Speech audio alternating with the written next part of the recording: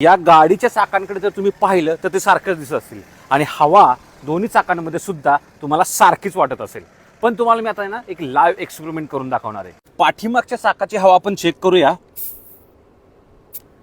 तर इथे या बघू शकता 33.5 PSI हवा आहे पाठीमागच्या चाकांमध्ये. आता मित्रांनो पुढच्या चाकातील हवा आपण चेक करूया.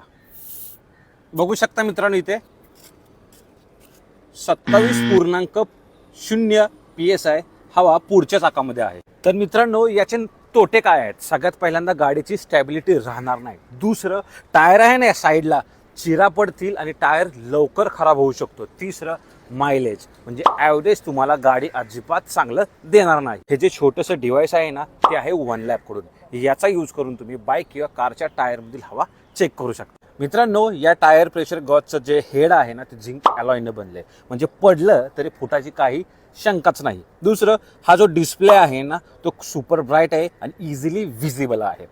याच्यामध्ये आहे ना लॉंग लास्टिंग बॅटरी सुद्धा प्रोव्हाइड करण्यात आलेली आहे. तर मित्रांनो असं हे OneLabचं टायर प्रेशर गॉज आजच मागवा. अवेलेबल आहे Amazon, फ्लिपकार्ट आणि जिओ मार्टवर. आणि तुमच्या गाडीचं टायर प्रेशर मॉनिटर करा जेणेकरून गाडी तुम्हाला मायलेज चांगलं देईल आणि टायर लवकर खराब सुद्धा होणार नाहीत. धन्यवाद. जय महाराष्ट्र.